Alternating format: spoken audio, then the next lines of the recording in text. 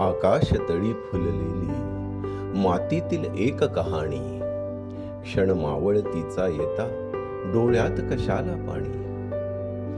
तो प्रवास सुंदर होता, आधार गतीला धरती, तेजोमय नक्षत्रांचे आश्वासन माथ्यावरती.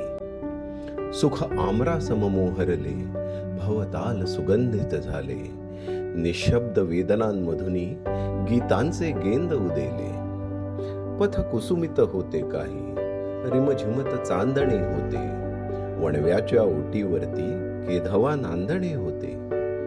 त्या विराट शून्यामधली ती एक वसाहत होती, शून्यात प्रसवली शून्ये, शून्यांची रंगीत नाती.